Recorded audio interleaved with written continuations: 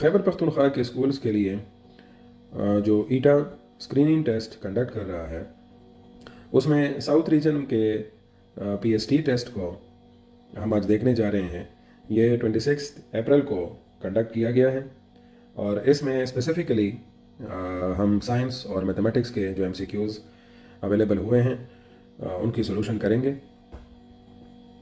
Solution की तरफ जाने से पहले चैनल को सब्सक्राइब कर लें ताकि फ्यूचर में फ़िज़िक्स से रिलेटेड और स्पेशली इस तरह जो कम्पिटिटिव एग्जामिनेशन है उनसे रिलेटेड जो भी अपडेट्स हैं वो आपको ऑन टाइम मिलती जाएं।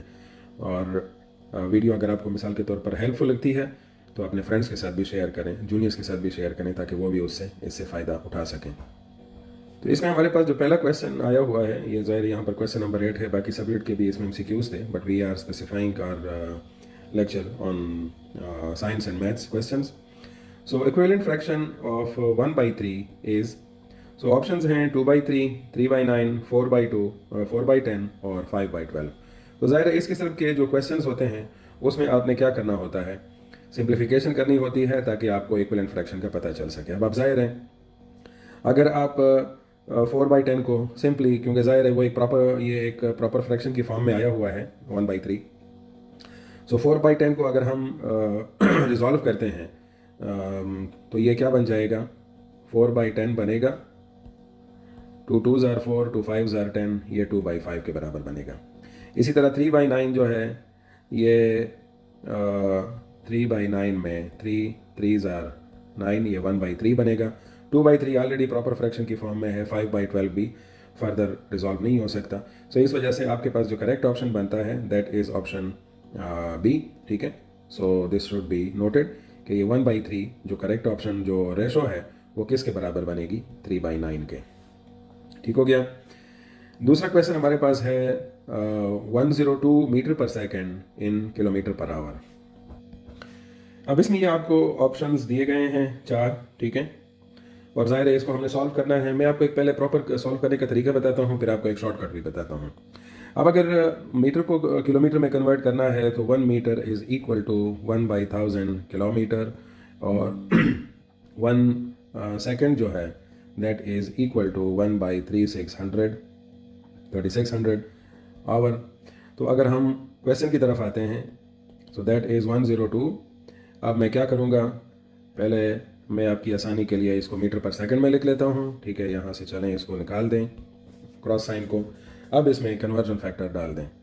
102 मीटर की जगह आप लगा दें 1 by 1000, सो किलोमीटर बाई 1000। ठीक है, और सेकंड की जगह जो डिनोमिनेटर में है वो लगा दें आवर बाई 3600। ज़ाहिर 3600 डिनोमिनेटर के डिनोमिनेटर में है, so it will shift into numerator. ये बनेगा 102 into 3600 divided by 1000 kilometre per hour. अब आपने यहाँ पर कैंसिलेशन करनी है, ये 100 यहाँ से कट जाएगा, 100 यहाँ से कट जाएगा। ठीक है, और 2 पे काटेंगे तो 2 5s are 10, तो 2 18s are 36। इससे अगला जो स्टेप आपके पास आएगा it will be that 102 multiplied by 18 divided by 5। अब ज़ाहिर है थोड़ी सी इसमें को सॉल्व करने के लिए आपके पास कैलकुलेटर नहीं है तो आप इसको सिंपल सी मैथमेटिक्स है, इसको कर लें यहाँ पर मल्टीप्लाई। सो 8 के लिए यहाँ पर 0 छोड़ दें, 1 को 2 से मल्टीप्लाई करें 2, देन 0, देन 1, फिर 2 को 8 से मल्टीप्लाई करें 16, ये 0 है, ये 1 हो जाएगा, और 8 1s are 8, ये बनेगा 6 3 8 1। So this numerator will become 1836 by 5।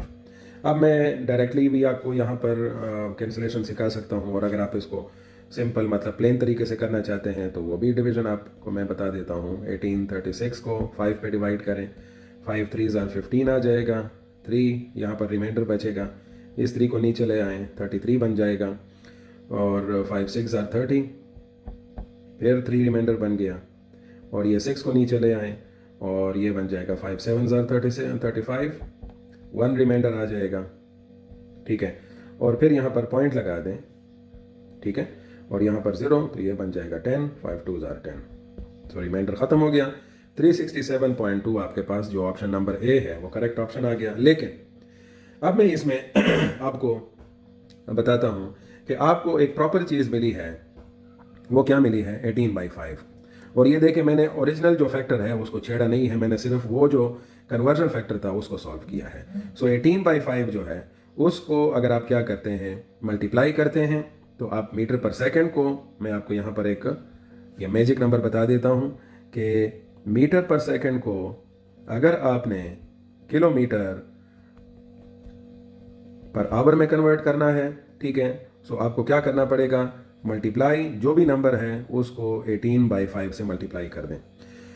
और चूंकि इसका बिल्कुल रेसिप्रोकल जो है यही होगा कि किलोमीटर पर आवर में आपको दिया गया है और आपने मीटर पर सेकंड में करना है, तो बिल्कुल वही चीज़ आएगी, लेकिन इसका अब 5/18 को, तो वो 5/18 से आपको क्या करना पड़ेगा, मल्टीप्लाई करना पड़ेगा, ठीक है। तो ये एक आपके पास शॉर्टकट आ गया है, इतनी लंबी झंझट से आपकी जान बच जाएगी। आपको जो भी कन्वर्जन करनी है इस तरह के क्वेश्चंस में मीटर पर सेकंड में या किलोमीटर पर सेकंड में, so that will be simpler for you in future. So next question हमारे पास है that the price of 5 candies and 3 chocolates is ₹85। The linear equation in 2 variables for this situation will be. So जाहिर है 5 candies हैं, सो candies को आप कह दें x, तो ये बन जाएगा 5x, और 3 चॉकलेट्स हैं, सो ये बन जाएगा, चॉकलेट को आप कर दें y, ठीक है, क्योंकि जाहिर है 2 वेरिएबल्स आपने यहाँ पर मेंशन करने हैं, और जाहिर है एट अ टाइम आप चॉकलेट और कैंडीज को एक वेरिएबल दे भी नहीं सकते हैं, सो इस वजह से ये बन जाएगा y। सो अब इन दोनों का जो सम आपने करना है वो 85 है, ठीक है। सो इस तरह से ये बन जाएगा 5x + 3y is equal to 85। तो ये आपके पास इसका करेक्ट ऑप्शन आ जाएगा, ठीक है। और ये आपके पास कौन सा है, सिंपल एक वर्ड स्टेटमेंट थी डिस्क्रिप्टिव, और उसको आपने इक्वेशन में कन्वर्ट करना था। So this is your correct option, option B. अच्छा, नेक्स्ट क्वेश्चन हमारे पास है that if the perimeter of the rectangle is 34 centimetre and we increase its length by 2.5 centimetre, then there will be a difference of how much centimetres in its perimeter. So इसको समझने के लिए पहले आप एक रेक्टेंगल ड्रॉ कर लें, ठीक है। ये बना एक रेक्टेंगल, इस रेक्टेंगल में हम नॉमिनेट कर देते हैं क्या, कि ये इसकी लेंथ है और ये इसकी हाइट है, ठीक है। सो मिसाल के तौर पर ज़ाहिर है ये भी x हो जाएगा, ये भी y हो जाएगा, और इस तरह से 2x + 2y गिवन कंडीशन के मुताबिक 34 सेंटीमीटर है, ठीक हो गया। अब उसमें लेंथ में आप 2.5 सेंटीमीटर ऐड कर दें, तो जाहिर है वो तो जवाब 34 सेंटीमीटर नहीं आएगा। सो अब नए पेरीमीटर के लिए हम इसी से थोड़ा सा बड़ा रेक्टेंगल लेते हैं, और उसमें क्या करेंगे कि जो x है उसमें हम 2x प्लस क्या कर देंगे 2.5 कर देंगे, ठीक है। बाकी 2y तो अपनी जगह पे ही रहेगा, क्योंकि जाहिर है मैं ये आपको शो करके बता देता हूँ कि बेसिकली होने क्या जा रहा है। ये देखें, हम अगर इसको इंक्रीज करेंगे ना तो ये इस तरह होगा, ठीक है। तो मैं इसको वापस लेकर आ रहा हूँ, अगर ये बढ़ेगा तो ऑटोमेटिकली लेंथ बढ़ेगी, y पे कुछ फर्क नहीं पड़ेगा, मैं दोबारा अपने वहाँ पॉइंट पर आया। या अगर आप कहते हैं तो मैं इसको इस पर लग देता हूँ, 2.5 सेंटीमीटर तकरीबन मैं कह देता हूँ कि मैंने उसमें ऐड कर दिया है। नाउ व्हाट विल हैपन कि अब जो सिचुएशन हमारे पास आई है उसके मुताबिक क्या होगा, 2x प्लस 2 को 2.5 से मल्टीप्लाई करें 5 आ जाएगा, प्लस 2y, ये बनेगा 5 + 2x + 2y। अब ऑलरेडी आपके पास 2x + 2y की वैल्यू मौजूद है, वो क्या है 34 सेंटीमीटर है, सो दैट विल बिकम 39 सेंटीमीटर। अब ये नया पेरीमीटर आपके पास आ गया, ठीक है। और जाहिर है अब आप देख सकते हैं कि नए और पुराने पेरीमीटर में सिंपल फ़र्क आपको नज़र आ रहा है, 5 सेंटीमीटर का फ़र्क है, ठीक है। सो हो गया, आसान सा क्वेश्चन था, थोड़ा सा आपको इस पर फोकस करना है, सॉल्यूशन काफ़ी सिंपल थी। अच्छा, हमारे पास ये क्वेश्चन नंबर 12 जो है, अब ये यहाँ पर मेजर लिखा हुआ है, डोंट नो कि ये टाइपो इशू है, क्या इसको इन्होंने मेजर लिखना था और ये मेजर लिख दिया है, but in both ways I will give you the solution. Basically जब आप कोई एक्सटीरियर एंगल को डिफाइन करते हैं तो उसके लिए हम एक ट्रायंगल बना लेंगे, ठीक है। ये हमने एक ट्रायंगल बना लिया है। अब इस ट्रायंगल का जो ये वाला एंगल हमारे पास बनेगा, कौन से वाला, ये वाला, ठीक है। मैं मिसाल के तौर पर इसको कह देता हूँ ए, ये एक्सटीरियर एंगल है, ठीक है। और इस तरह बाकी भी एक्सटीरियर एंगल हो सकते हैं, और इसका सम जो है ये मिसाल के तौर पर मैं कह देता हूँ कि x, y और z ये इंटीरियर एंगल्स हैं। तो इस ए का जो सम है वो हमेशा z प्लस y के बराबर होगा, ठीक है, जो वो वाले इंटीरियर एंगल्स जो इसके अपोजिट है, ठीक है, वो वाला नहीं जो इसके एडजेसेंट है। एक बात तो ये हो गई। अब जाहिर है अगर आप मेजर की बात कर रहे हैं क्वेश्चन में, तो उस वक्त तो जो सारे आपके पास यहाँ पर भी आपके पास एक एक्सटीरियर एंगल मिलेगा, यहाँ पर भी मिलेगा, तो उसके हिसाब से तो जवाब आता है 360 के इन सब का जो सम है एक्सटीरियर एंगल्स का वो आपको मिलेगा 360। लेकिन अगर आप बात करते हैं कि इनमें से बड़ा जो एंगल है वो कौन सा पॉसिबल है, तो ज़ाहिर है बड़े एंगल के लिए तो मुख्तलिफ़ किस्म के ट्राइंगल्स बन सकते हैं। मिसाल के तौर पर मैं एक राइट एंगल ट्राइंगल ड्रॉ कर सकता हूँ। अब इसमें ये वाला एंगल जो है ये एक्सटीरियर एंगल है, मिसाल के तौर पर मैंने इसको अगेन ए कर दिया, ये मैंने वाई कर दिया, ये मैंने एक्स कर दिया, ये मैंने जेड कर दिया, ठीक है। अब इस वक्त थोड़ा सा मैं उसी के मुताबिक चलता हूँ, एक्स और ये जेड, तो ज़ाहिर है इसमें अगेन ए बराबर है जेड प्लस वाई के। लेकिन यहाँ पर ए की वैल्यू मुझे फिक्स मिल रही है 90 डिग्री, क्योंकि ज़ाहिर है ये एक राइट एंगल ट्राइंगल का ये वाला साइड का एक्सटीरियर एंगल है, और ज़ाहिर है इन एक्स जेड प्लस वाई की भी जो सम है वो 90 के बराबर आएगा, तो ये 90 भी हो सकता है। अब इस वाले केस में जो हमारे पास ऐसे ट्राइंगल्स बनते हैं ये 120 भी बन सकता है। इसके मुकाबले में मैं एक ऐसा ट्राइंगल भी बना सकता हूँ, ठीक है, ये भी एक ट्राइंगल है, और इसमें अगर आप देखें कि ये वाला आपके पास एक्सटीरियर एंगल हो जाएगा। So there is no limit to it, कि मतलब अगर आप कहें कि major of an exterior angle, तो फिर किसी एक एक्सटीरियर एंगल का आप जवाब नहीं निकाल सकते, because it depends upon the nature of the triangles. अगर आप मेजर की बात कर रहे हैं, एन नहीं है यहाँ पर और सारे एक्सटीरियर एंगल का सम है, तो वो तो मैंने बता दिया। अब आते हैं एक तीसरी पॉसिबिलिटी की तरफ, कि इसमें जो नॉर्मल केसेस हैं उसमें ये 120, 131 और 170 ये सारे पॉसिबल हैं, ठीक है, उस लिहाज से। लेकिन मेजॉरिटी केसेस में जो हमारे पास रेगुलर ट्राइंगल्स होते हैं उसमें 120 की पॉसिबिलिटी आ सकती है, तो उस लिहाज से ये ऑप्शन ए भी कंसिडर किया जा सकता है। लेकिन फिर अगेन मैं ये कहूँगा कि यहाँ पर इसमें डाउट है, और उसी डाउट के मुताबिक ही मैंने इसको आपके सामने रखा है, ठीक है। आई थिंक सो कि थोड़ा सा आपका आइडिया बन गया होगा। अच्छा, नेक्स्ट क्वेश्चन है हमारे पास, if the fare for 34 kilometre is 1190 rupees, what will be the fare for 48 kilometre. तो सिंपल सा क्वेश्चन है, आप क्या कर लेंगे, पहले आप मालूम कर लेंगे फेयर पर किलोमीटर, ठीक है। तो वो कैसे मालूम करेंगे, 1190 को डिवाइड कर देंगे 34 पे, पहले कोशिश करें डायरेक्टली करने की।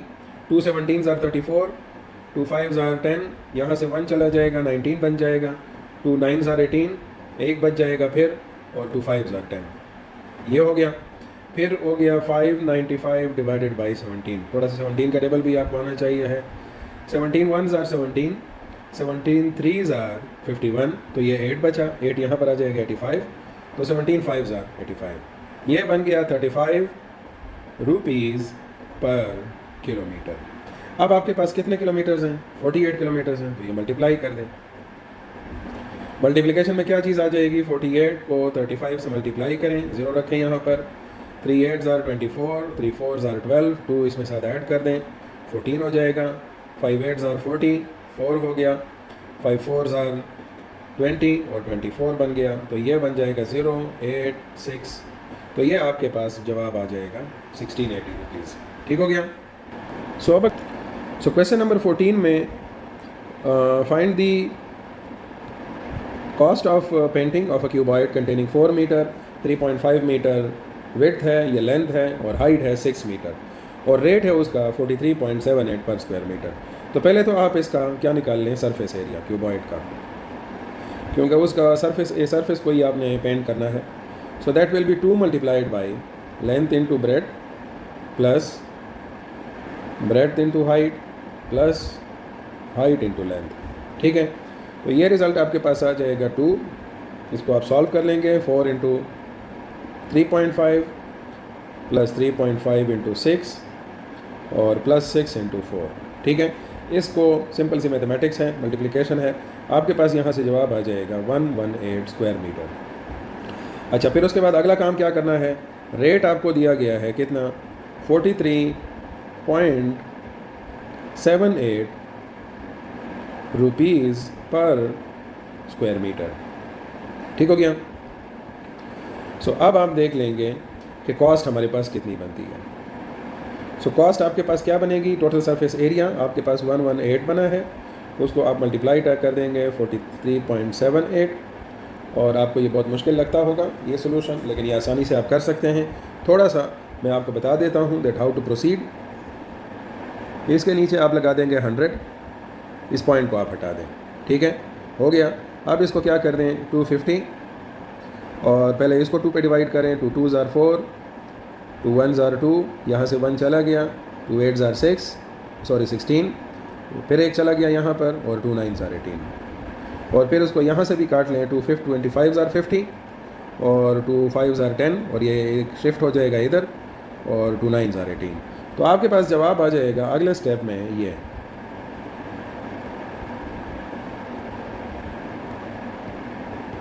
ठीक है, अच्छा, अब इसको आपने क्या करना है 59 इंटू 2189 डिवाइडेड बाई 25। अब ज़ाहिर है यहाँ पर 5 के मल्टीपल्स नहीं है तो आगे काम नहीं चल सकता। अब आपने इसको पहले मल्टीप्लाई करना होगा। सो पकड़ें उसको 218 को, और 559 से मल्टीप्लाई करें। सिंपल तरीका है, आपके पास अवेलेबल है, कोई इतना मुश्किल नहीं है, थोड़ा सा आपने काम ज़्यादा करना है इसमें। सो 0 रख लेंगे 9 के लिए, 5 9s are 45, 4 5 8s are 40, 40 plus 4 44, 5 1s are 5, 5 plus 4 9, और 5 2s are 10। अगला हो गया नंबर 9 का, 9 9s are 81, 8 बच गया, 9 8s are 72 plus 8 80, 8 बच गया फिर से, 9 9s are 1 9, 9 plus 8 17, 1 बच गया, और 9 2s are 18, और ये 19 हो जाएगा। अब इसका सम क्या बनेगा, 1 5, ये से 1 बन जाएगा, 5 बन जाएगा, 4 + 7 से फिर 11 बनेगा, 1 बच जाएगा, 1 इधर चला जाएगा, 9 + 9 18 + 1 19, और फिर वो 2 बन जाएगा क्योंकि 1 चला जाएगा इधर 10, तो ये बन जाएगा 2, और ये 1। अब आप इसको डिवाइड कर दें किस पे, 25 पे। तो ज़ाहिर है 25 जो आपके पास पहला फिगर आएगा that will B 25 5s are 125। इसमें से सिंपल ना 4 रिमाइंडर आ जाएगा, आपने 1 शिफ्ट कर देना है, 41 बन गया, 25 1s are 25, 16 रिमाइंडर हो गया, 16 अब बचा, तो 16 के लिए आपने 5 लेकर आना है, ठीक है। तो फिर से आपने 25 6 are 150, यहाँ आ गया 5, और 6 आ गया 1, फिर उसके बाद आपने 1 शिफ्ट कर दिया, नीचे लाया, ये फिर से 6 पे चला गया, 150, 1 बच गया। अब आप देखें, अगर आप सॉल्यूशन को देखेंगे तो आपको रिज़ल्ट मिल गया होगा अगर आगे आप ना भी जाएं, ठीक है, ये वाला जवाब आपको मिल गया है। लेकिन मैं आपको बता देता हूँ, नेक्स्ट टाइम फिर आपने यहाँ पर पॉइंट लगाना होगा क्योंकि ज़ाहिर और नंबर नहीं बचा, और यहाँ पर आपने 00 लाकर 4 पे लाकर लाना है, तो ये आपके पास जवाब आ जाएगा। सो that will be the correct option. ठीक है, लंबा था लेकिन आसानी से हो सकता है, हिम्मत मत हारा करें, क्वेश्चन जो होते हैं उसको फिर ट्रीटमेंट दिया करें क्योंकि एक एक नंबर जो है वो इम्पॉर्टेंट होता है। तो इसमें आपके पास कोई इतना ज़ाहिर डाटा आपके पास ज़्यादा आ गया है तो आप समझ गए होंगे कि ये तो मुश्किल है, नहीं, सिंपल सा क्वेश्चन है, जो रिमेनिंग सब्जेक्ट्स हैं बात उस पर हो रही है, ठीक है, उसकी परसेंटेज है 30%। अब पाई चार्ट के मुताबिक जो सिचुएशन होगी वो होगी 100% इज़ इक्वल टू 360 डिग्री। तो मैं अगर 1% मालूम करना चाहता हूँ तो 360 डिग्री को मल्टीप्लाई डिवाइड कर दूंगा 100 पे, दैट विल बिकम 3.6 डिग्री। ठीक है, तो अब 30% है तो 30 पे से मल्टीप्लाई कर दें,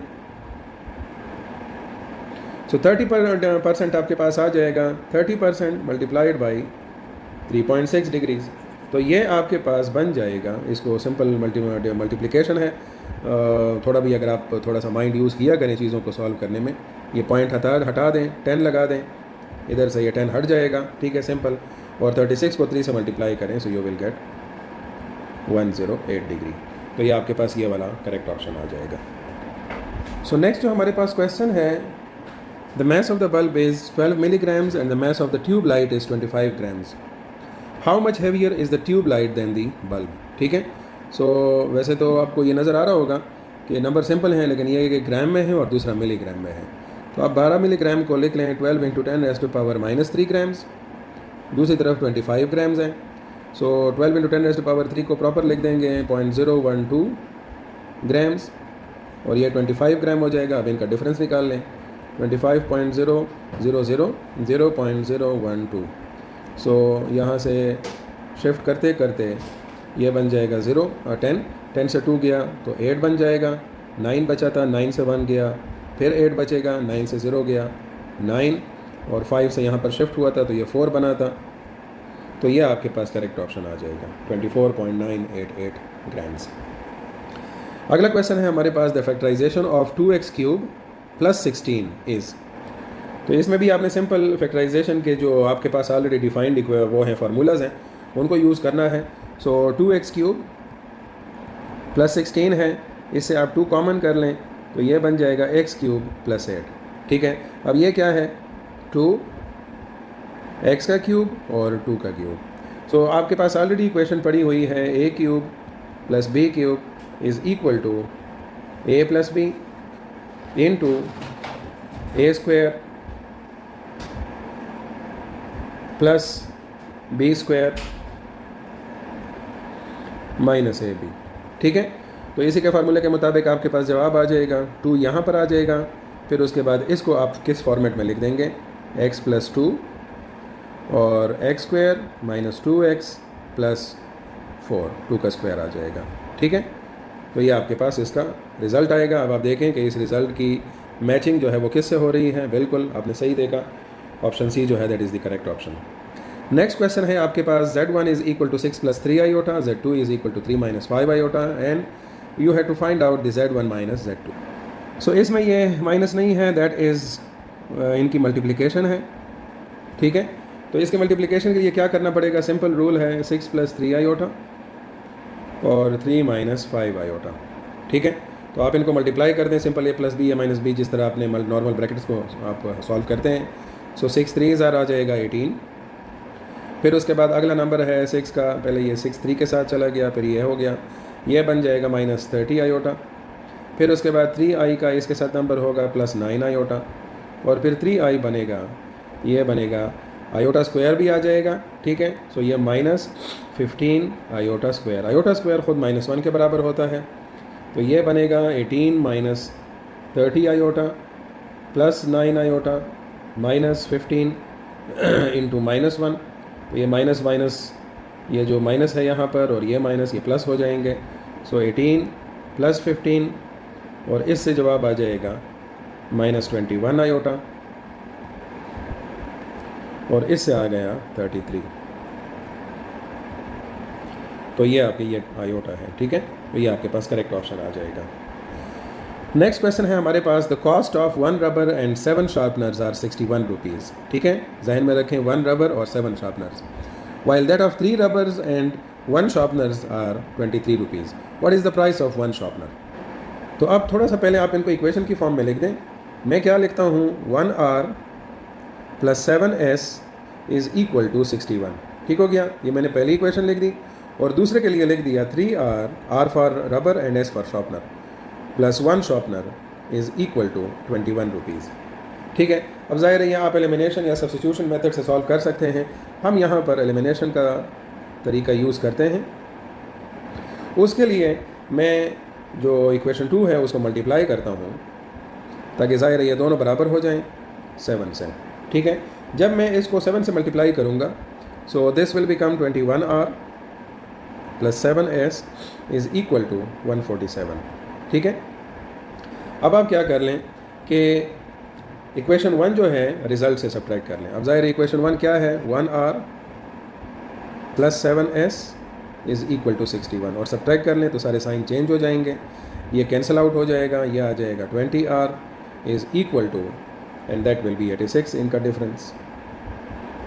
इससे रिज़ल्ट आ जाएगा r इज़ 86/20 और ये जवाब आ जाएगा 4.3। अब जब ज़ाहिर है r की वैल्यू मतलब रबर की वैल्यू आपको मालूम हो गई है, तो अब आप एक शार्पनर की वैल्यू मालूम कर सकते हैं। कैसे? आप इनमें से ही किसी एक छोटे से इक्वेशन में 3r + 1s में 21, ठीक है, इसमें किसकी वैल्यू लगा दें, r की। सो दैट विल बिकम 3, r बनेगा 4.3 plus 1s is equal to 21। 1s को यहाँ पर छोड़ दें, 3 मल्टीप्लाइड बाई 4.3 से बन जाएगा 12.9 और ये 21 से सब्ट्रैक्ट कर लें तो यहाँ से आपके पास रिज़ल्ट आ जाएगा 8.1। सो एक शार्पनर की प्राइस जो है वो आपके पास बनेगी 8.1। अब जाहिर है जो करेक्ट ऑप्शंस हैं उसमें या तो ये एग्जैक्ट होगा या फिर ये नियरेस्ट होगा। सो ये आपके पास ये वाला करेक्ट ऑप्शन हो जाएगा। अगला क्वेश्चन है find an expression for the perimeter of a rectangle whose area is given by 2x² - 7x - 4। तो इस क्वेश्चन में अब आपको सिर्फ इसको फैक्टराइज करना है क्योंकि ज़ाहिर ये एरिया है, तो जब इसके दो फैक्टर बनेंगे तो वो रेक्टेंगल के दो अपोजिट साइड्स बन जाएंगे, जो दो एडजेसेंट साइड्स है, सॉरी। सो अगर आप 2x² - 7x - 4 को फैक्टराइज करेंगे, सो 2 4s are 8, और आप क्या कर सकते हैं कि 2x² - 8x + 1x - 4, ठीक है। तो इनसे -7x आता है और इनके प्रोडक्ट से -8x² आता है। तो इसमें आपके पास क्या हो जाएगा, 2 कॉमन कर लें x, सो ये आ जाएगा x - 8 प्लस 4 x - 4 और प्लस 1 x - 4। तो ये बनेगा x - 4 एक फैक्टर बन जाएगा और 2x + 1 दूसरा फैक्टर। इसका मतलब ये है कि मैं इसको लेंथ ले लूँ और दूसरे को विड्थ ले लूँ, या जो आप लेते हैं डजंट मैटर। अच्छा, अब पेरीमीटर का फार्मूला क्या है? Perimeter is 2 length plus width. So 2 multiplied by, मिसाल के तौर पर मैंने लेंथ x - 4 ली है प्लस और विड्थ ली है 2x + 1, तो ये बन जाएगा 2x और 2x 3x और -4 + 1 -3। This will become 6x - 9, sorry 6, ठीक है। तो 6 - 6 आपके पास 6x - 6 इसकी पैरामीटर की वैल्यू आ जाएगी। If both sum and product of roots of a quadratic equation are mx² - 5x + n = 0 = 10, then the values of m and n will be। सो ये जो इक्वेशन है ये है mx² - 5x + n = 0। तो इस केस में अगर हम इसके सम ऑफ रूट्स की बात करते हैं तो वो बनता है -b/a, और प्रोडक्ट ऑफ रूट्स की बात करें तो वो बनता है c/a। और ज़ाहिर है a क्या है, b क्या है 5 और c क्या है n, ठीक है। तो ये आपको क्वाड्रेटिक इक्वेशन में मालूम होना चाहिए है। और दोनों का जो रिज़ल्ट है सम ऑफ रूट्स ये भी 10 के बराबर है और प्रोडक्ट ऑफ रूट्स ये भी 10 के बराबर है। तो आप ज़रा इसको सॉल्व कर लें। सम ऑफ रूट्स में माइनस आपके पास आ रहा है, b की वैल्यू क्या है -5 बाई m, यह आ जाएगा 10 के बराबर। सो 5/m = 10 और m की वैल्यू आ जाएगी, ये माइनस प्लस हो जाएगा, m को हम इधर शिफ्ट कर देंगे, 10 को इधर कर लेंगे, तो इधर से m की वैल्यू आएगी 1/2, ठीक हो गया। इसी तरह से c/a जो है उसमें क्या है, c है आपके पास n और a है m, ठीक है, वो भी 10 के बराबर है। अब m की वैल्यू ऑलरेडी हमें मालूम हो चुकी है, n ये 1/2 है तो 2 ऊपर चला जाएगा और n की वैल्यू आ जाएगी 5, ठीक है। तो इस तरह से जो ऑर्डर है m और n, m की वैल्यू क्या बनी है 1/2, n की वैल्यू है 5, तो ये आपके पास करेक्ट ऑप्शन जो है that will be option A. Next question है if y varies jointly as x and z and y = 3, x = 9, z = 12, find y when x is 16 and z is 22। अच्छा, अब इस सोल्यूशन में चूँकि जॉइंट वेरिएशन है, सो y जो है that depends on x and z, ठीक है। तो हम एक कॉन्सेप्ट ऑफ प्रोपोर्शनैलिटी ले आते हैं, y = kx/z, ठीक हो गया। अच्छा, अब पहली कंडीशन अप्लाई करें, जब y 33 है उस वक़्त 9 की x की वैल्यू है और z है 12, तो आपको यहाँ से क्या मिल जाएगा, k की वैल्यू मिल जाएगी। K will be equal to 33 divided by 9 into 12, ठीक है। और इससे आ जाएगा 3 11s 3 3s, ये बनेगा 11/36। आगे चलते हैं। अब दोबारा से y की वैल्यू मालूम करनी है, जब x की वैल्यू क्या है 16 और z 22। सो k x z, सो k की वैल्यू है 11/36, ये पता चल गई हमें ऑलरेडी। x की वैल्यू इस मरतबा 16 है और z की वैल्यू है 22, ठीक है। तो इसको भी थोड़ा सा आप सिंप्लीफाई कर लें, आपको पता चल जाएगा। या अगर मिसाल बिल्कुल आप कर सकते हैं, जैसे कि मिसाल के तौर पर 2 8s आर, बल्कि थोड़ा सा क्विकली कर लें, 4 4s आर 16 और 4 9s आर 34 या 36, ठीक है। अब ये न्यूमरेटर को सबका मल्टीप्लाई कर दें, 22 को 4 से मल्टीप्लाई करेंगे तो ये 88 बन जाएगा, मल्टीप्लाइड बाई 11 डिवाइडेड बाई 9। चले जी, 9 वाला किस्सा तो रिजॉल्व हो गया, लेकिन अब ये चीज़ मसला है।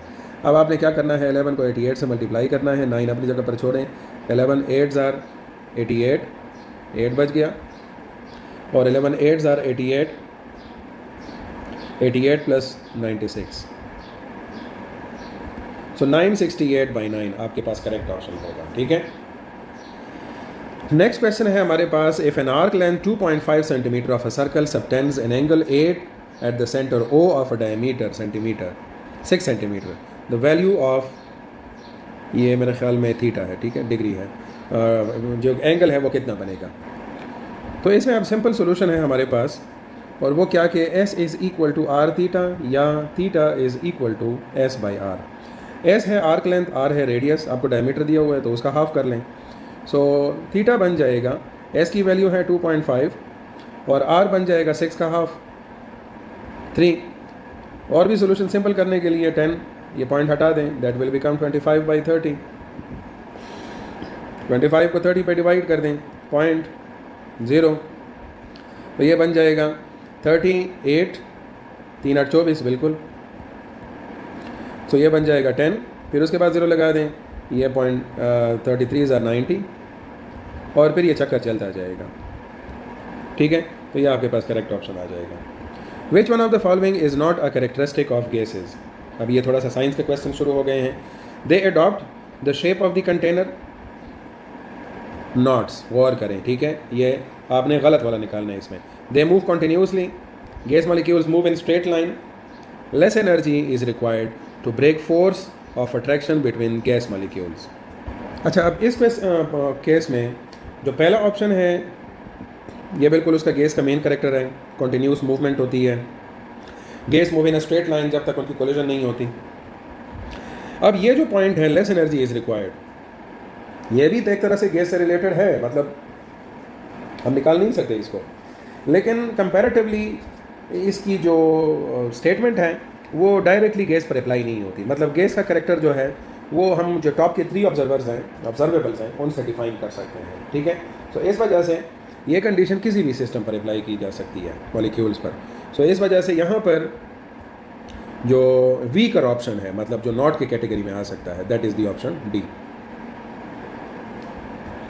यहाँ पर एक और चीज़ भी है कि ये स्ट्रेट लाइन जो है, अब ये थोड़े से जो ऑप्शन है ना उसमें मिसिंग है, क्योंकि कुछ ऑप्शंस डिबेटेबल बन जाते हैं ना, एम्बिगुअस बन जाते हैं। अब जाहिर है कोई कहेगा कि कौन स्ट्रेट लाइन है तो गैस मॉलिक्यूल्स रैंडम मोशन भी करते हैं, लेकिन कोलिजन्स के दरमियान वो स्ट्रेट मोशन करते हैं। सो इस वजह से sometimes the options need to be more refined as compared to this 4 given here. Anyways, आगे चलते हैं। अच्छा, ये एक नया क्वेश्चन जो हमारे पास आया है, ये अब उसमें ये तो केमिस्ट्री वाले क्वेश्चंस थे, बायो वाले हैं, ये तो मेजॉरिटी आइटम जो इंफॉर्मेशन बेस्ड क्वेश्चंस हैं। Friendly bacteria lives in our large intestine, identify the vitamin they make for us, vitamin A, D, E and K. So इसमें आपके पास जो करेक्ट ऑप्शन है ये क्या बनता है, विटामिन के बनता है, ठीक है।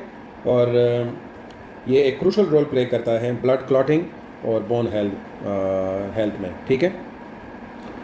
Kwashiorkor and marasmus are diseases caused by deficiency of which one of the following diet? Carbohydrates, magnesium, protein, hormone. तो इसका करेक्ट ऑप्शन आपके पास है प्रोटीन की कमी से ये मामलात पैदा होते हैं। Okay, amoeba and paramecium live in water and are unicellular. They are included in monera, protista, fungi और प्लेंटी। एक तो बायो के जो वो हैं उनकी प्रोनाउंसिएशन भी मुश्किल हो जाती है। I am physics expert but थोड़ा सा ये क्वेश्चंस आ गए हैं सामने। तो इसमें जी आपके पास करेक्ट ऑप्शन जो है वो है ये वाला। तो ये सारे इंफॉर्मेशन बेस्ड क्वेश्चंस हैं बायो के। Mammals are those animals that give birth to their young ones and feed them on milk.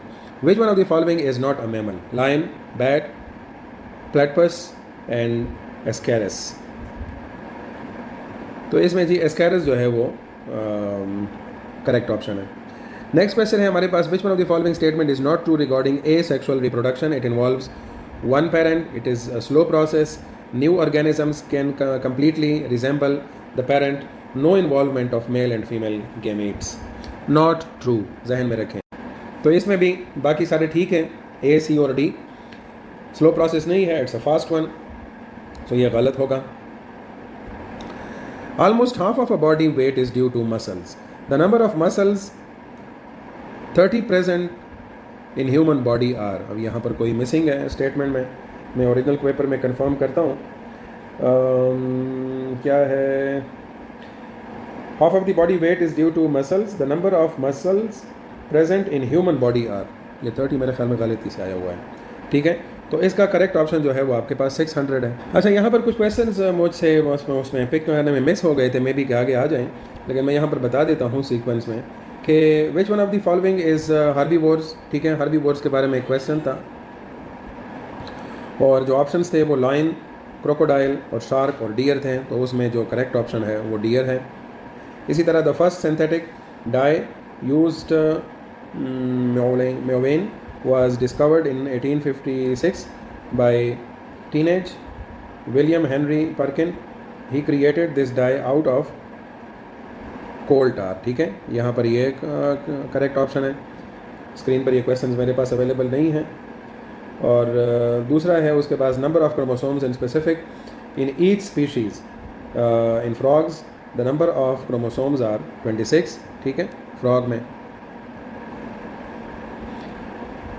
इसी तरह जो अगला क्वेश्चन है हमारे पास अपोरस एंड परमिएबल, ये मेरे ख्याल में मेरे पास आगे क्वेश्चंस आ जाएंगे। नहीं है, ये मिस है। ठीक है, तो मैं यहाँ पर आपको वो बता रहा हूँ उनके आंसर, ताकि ज़ाहिर ये इन्फॉर्मेशन बेस्ड क्वेश्चंस हैं। A porous and non permeable body of rock or sediment through which ground water flows are called aquifers, aquifers. ठीक है, द प्रोडक्ट ऑफ फ्रीक्वेंसी, अच्छा ये भी मुझसे रह गया है। फ्रीक्वेंसी और टाइम पीरियड का जो प्रोडक्ट होगा वो किसके बराबर? 1 के होगा, 1 के, क्योंकि फ्रीक्वेंसी 1 बाई टाइम के बराबर होता है टाइम पीरियड के। तो अगर मैं टी को इधर ले आऊँ तो f इंटू टी हो जाएगा 1 के बराबर। फिर उसके बाद है blood cell is about 45% of volume of blood. Which one of the following statement is not true regarding blood cells? तो red blood cells are also called as leucocytes. ठीक है, तो ये आपके पास करेक्ट ऑप्शन होगा इसका। और व्हाट टाइप ऑफ सर्विसेज, नहीं ये नहीं है। ओके, नेक्स्ट क्वेश्चन हमारे पास जो साइंस सेक्शन में आएगा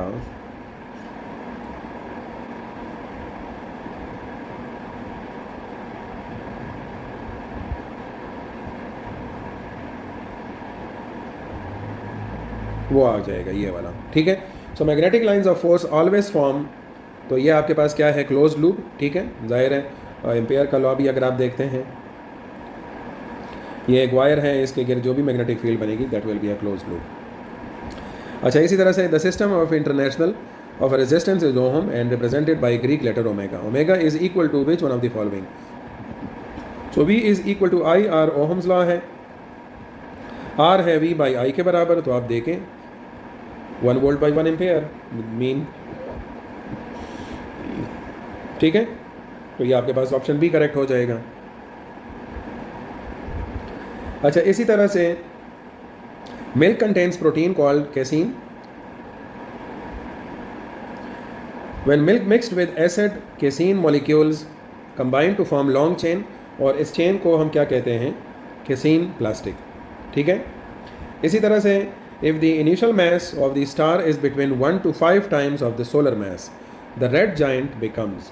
तो रेड जाइंट जो है वो आपके पास क्या बनेगा? That will B neutron star. ये भी ज़ाहिर सिंपल इंफॉर्मेशन बेस्ड क्वेश्चन है 8th की साइंस में। Rock candy is an example of which one of the following types of solution? Saturated solution, unsaturated solution, crystallised और super saturated solution, dilute solution. तो इसमें भी आपके पास जो करेक्ट ऑप्शन है that is crystallization of supersaturated solution. A silver object gets black coating over time when they are exposed to air. This is due to traces of which one of the following in air. तो ये किस चीज़ के traces की वजह से होता है? Hydrogen sulphide के ट्रेसेस की वजह से। नेक्स्ट क्वेश्चन है हमारे पास question number 82। Innate immunity has two components, first line of defense and second line of defense. Which one of the following is not second line of defense? तो ये आपके पास जो second line of defense है वो क्या है? Mucus है।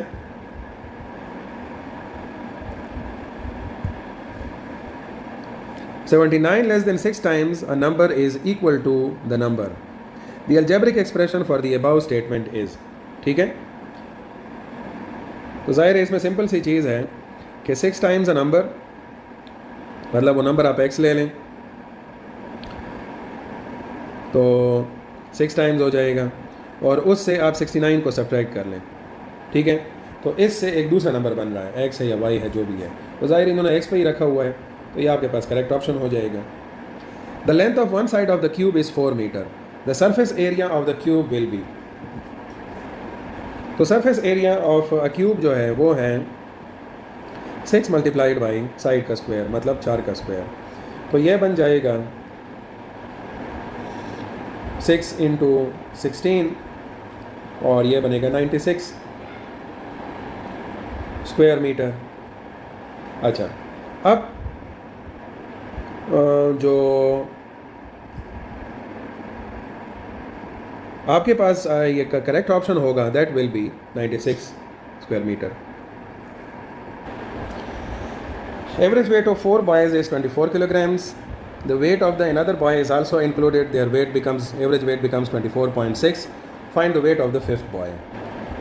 अब 4 बच्चों का जो वेट है वो है एवरेज वेट वो 24.6 है। So weight of 4 boys divided by 4 ये बन जाएगा 24 kg। तो ज़ाहिर है अगर मैं 4 बच्चों का वेट निकालूंगा तो ये 4 को उधर ले जाऊंगा, मल्टीप्लाई कर दें, दैट विल बिकम 96 kg। मतलब 4 बच्चों का वेट जो है वो 96 बन गया। ठीक है, वेट ऑफ 4 बॉयज़। अब यही फार्मूला हम कहते हैं 5 के लिए। Weight of 5 boys divided by 5 equal बनता है किसके? 24.6 के। अब ज़ाहिर है इसका 5 दोनों साइड पे मल्टीप्लाई कर दें, इससे आपके पास जवाब आ जाएगा 123। तो ज़ाहिर है अब इसका 123 से 5 बच्चों का वेट है, वेट ऑफ 5 बॉयज़, और उससे आप वेट ऑफ 4 बॉयज़, तो ये 5वें बच्चे का वेट पता चल जाएगा। 123 minus 96, so it will be 27 kg। तो ये जनाब अली आपके पास ये ऑप्शन बी जो है वो करेक्ट ऑप्शन आ जाएगा। तो इस क्वेश्चन में देखें हमारे पास है 2x³ minus 5x² minus plus y 5y² minus 3y cube. तो इसको हम 2x माइनस 3y पर डिवाइड करना चाहते हैं। तो ऑलरेडी ये जो न्यूमरेटर है इसकी फैक्टराइजेशन इस तरह से हो सकती है कि 2x माइनस 3y और x² minus xy plus y²। ठीक है, तो इसको हम क्या करते हैं 2x माइनस 3y पे डिवाइड कर लेते हैं, तो ये वाला फैक्टर ख़त्म हो जाएगा, जवाब आपके पास ये बनेगा, ये आपके पास आ गया। ठीक है, और ये जो फैक्टराइजेशन है ये आप आसान तरीक़ों से जो फैक्टराइजेशन के मैकेनिज़्म है उसको आप सॉल्व कर सकते हैं। ठीक है, उसके थ्रू आप इसकी फैक्टराइजेशन कर सकते हैं। नेक्स्ट क्वेश्चन है 88, और 88 है क्या? -4ab whole cube. ठीक है, तो ज़ाहिर है जब भी माइनस का साइन होगा -4ab, सॉरी ये -4a2 है कि a का स्क्वायर है, लेट मी चेक। आपने अपनी ज़िंदगी में शायद ही ऐसी मूवी देखी होगी जो किसी के अच्छा, अब ये वाला जो क्वेश्चन है ये थोड़ा सा मिस टाइप हुआ है मुझसे। -4a² क्यूब, ठीक है। तो माइनस है तो माइनस का तो ज़ाहिर है जब क्यूब होता है तो रिज़ल्ट आपके पास माइनस ही आएगा। सो -4 का क्यूब हो गया 64 और a का 2 जो है वो 3 से मल्टीप्लाई हो जाएगा तो ये बन जाएगा 6। तो ये आपके पास करेक्ट ऑप्शन जो है दैट विल बी, अच्छा इधर भी मैंने जो कॉपी किए हैं वो गलत हैं, तो ज़ाहिर है इसमें ये वाला करेक्ट ऑप्शन होगा और इसके ऊपर 6 आ जाएगा। ठीक हो गया। What is the 7th term of the sequence having a is equal to 3n + 5। तो इसमें ये an है, ठीक है। तो ज़ाहिर है मैं अगर a0 करूँगा तो a1 मेरे पास आएगा n की वैल्यू 1 के लिए, ठीक है। तो ज़ाहिर है 7th है तो a7 आपके पास आ जाएगा 3 × 7 + 5, तो ये बनेगा 21 + 5 26। ये आपके पास करेक्ट ऑप्शन आ जाएगा, ठीक है। तो shopkeeper bought a book for ₹560 and sold for 600। Find its profit percentage. तो प्रॉफिट परसेंटेज के लिए सिंपल फार्मूला ये है कि प्रॉफिट कितना हुआ, सिंपल सी बात है 40 रुपये, ठीक है। ये प्रॉफिट है और कॉस्ट प्राइस जो थी वो 560 थी, तो profit divided by cost price in 200। तो इस केस में ज़ाहिर है हमारे पास जो रिज़ल्ट है वो बनेगा 40 डिवाइडेड बाई 560 मल्टीप्लाइड बाई 100। 10 यहाँ से कैंसिल हो जाएगा और ये बनेगा, अगर हम इसको 4 पे डिवाइड करें, 4 1 ज़ार 4, 4 6 4 ज़ार 16, ये 10 बन जाएगा और 2 7 ज़ार 14, 2 5 ज़ार 10, तो ये 50/7 बन जाएगा। और इससे आपके पास ज़ाहिर है जो अब ज़ाहिर है आगे जब आंसर्स दिए हुए हैं उसमें ज़ाहिर है 7 की रेंज में भाई बाकी ऑप्शंस हैं, तो आप इसको डिवाइड कर लें। 7 7 ज़ार 49, 1 बच गया, तो ये पॉइंट यहाँ पर आ जाएगा 0 और 7.1%। तो ज़ाहिर है 7.1 वाला एक ही ऑप्शन है, 7.14, तो आपके पास ये करेक्ट ऑप्शन आ जाएगा। नेक्स्ट है आपके पास जनाब, what is the value of x in a simultaneous equation 7x - 2 4y is equal to 10 and 2x + 3y is equal to 65। Simple से दो इक्वेशंस हैं, 7x - 4y is equal to 10 और 2x + 3y is equal to 65। Obviously अब इनमें क्या करना है, हमने एलिमिनेशन या सब्स्टिट्यूशन करनी है। तो उसमें हम ये कर देते हैं कि इक्वेशन नंबर 1 को 3 से मल्टीप्लाई कर देते हैं और 2 को 4 से। तो इससे क्या रिज़ल्ट मिलेगा और ये मैं क्यों कर रहा हूँ, क्योंकि इससे ये बन जाएगा कि 3 4 ज़ार 12 और 4 3 ज़ार 12, तो ये दोनों 12y बन जाएंगे। तो इससे रिज़ल्ट हमारे पास बनेगा 21x - 12y is equal to 30 और इससे रिज़ल्ट बनेगा 8x - 12y + 12y is equal to 260। तो ज़ाहिर है इनको आप ऐड कर देंगे, ऐड में ये कैंसिल आउट हो जाएंगे, तो 8x और 21x हो जाएगा 29x और दूसरी जगह आ जाएगा 290। सो 29 को उधर शिफ्ट कर दें, x की जगह आ जाएगा 290 डिवाइडेड बाई 29, तो जवाब आ जाएगा आपके पास 10। So this was the solution. कोशिश करें कि जब आप अटैम्प्ट करते हैं क्वेश्चंस को तो ओवरऑल क्वेश्चंस को समझा करें, ख़ास तौर पर जो फिज़िक्स और केमिस्ट्री या जो मैथमेटिक्स से रिलेटेड क्वेश्चंस होते हैं।